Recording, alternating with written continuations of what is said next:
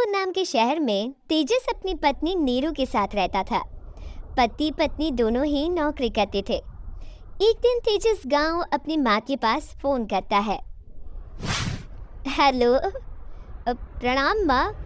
जीते रहो माँ, तुम दादी बनने वाली हो हैं?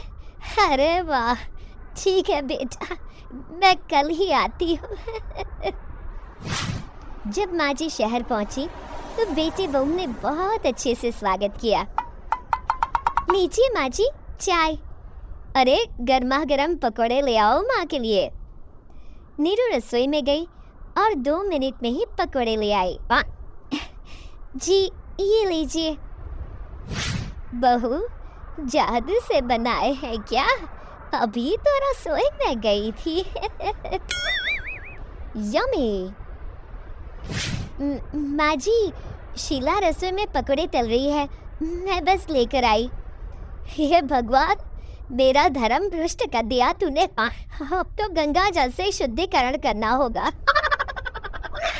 दूसरे दिन, माँ जी मैंने नाश्ता बना दिया है, ऑफिस जा रही हूँ, पर अभी तो घर का सारा काम पड़ा है। शीला आती ही होगी, झाड़ू पोछा बर्तन कपड़े वो सब कर लेगी। हमारे ज़माने में घर का सारा काम हम ही करते थे। जी माँ जी, आप बहुत होशियार हैं।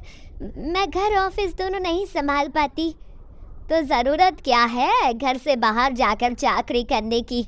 वैसे भी घर का काम खुद करने से घर में बरकत आती है, समझी?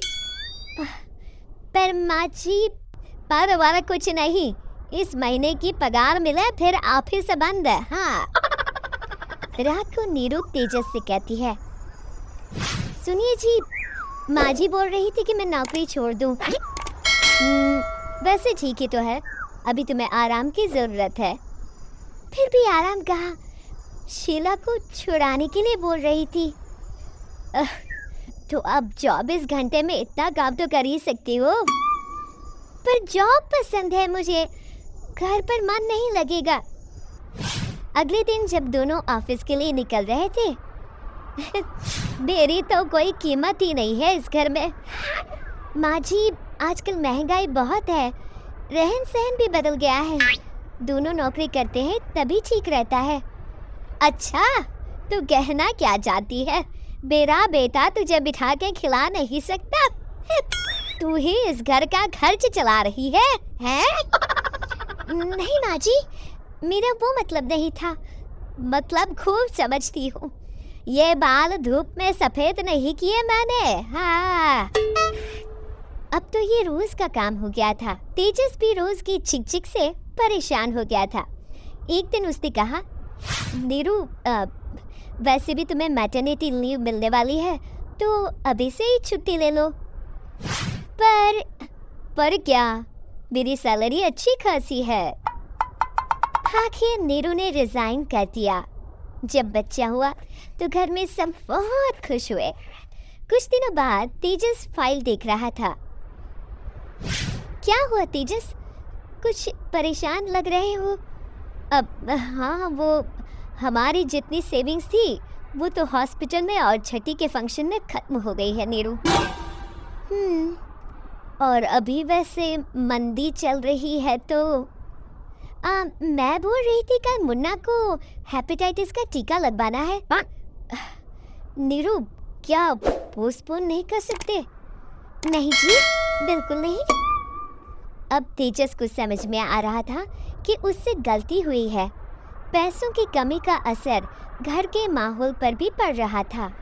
अगले दिन, बेटा मेरा चश्मा और ये दवाइयाँ ले आना, पर्चा देते हुए माँ जी ने कहा। जी। तेजस, मुन्ना के लिए दूध का डिब्बा और डायपर भी ले आना, और ये किराने के सामान की लिस्ट है, इसे भी लाना है। तेजस गुस्से में लिस्ट मरोड़ कर फेंकता है और चिल्लाता है, पैसे क्या पेड़ पर उगते हैं? ये ले आना, वो ले आना। अरे पर ये जरूरत का सामान ही है। वो गुस्से में बिना कुछ कहे ऑफिस चला गया। अरे लंच तो नहीं चाहिए? नीरू दौड़ कर डिब्बा पकड़ाती है। एक दिन खाना खाने के बाद नीरू, अब तो मुन्ना कुछ बड़ा हो गया, तो अब तुम वापस ज्वाइन कर लो ना जॉब। पर इस रिसेशन में जॉब मिलना बहुत मुश्किल है, ट्राई तो करो। फिर मुन्ना, माँ जी है ना, और एक फुल टाइम मेड भी लगा लेंगे। पर माँ जी, उन्हें तो पसंद नहीं। तभी माँ जी वहाँ आ जाती है और प्यार से नीरू के सर पर हाथ फेरते हुए बोलती है, अब मेरी समझ में आ गया बहू, पहले के और अब के समय में अंतर है। तुम काम शुरू करो, मुन्ना की जिम्मेदारी मेरी। मेरी प्यारी माँ जी, ये कहकर नीरू उनके गले लग गई। शिक्षा, परिवर्तन संसार का नियम है, हमें भी समय के साथ चलना चाहिए। उम्मीद है कि आपको हमारी ये कहानी पसंद आई होगी।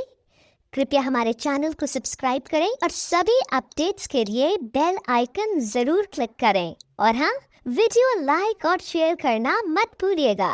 Bye bye.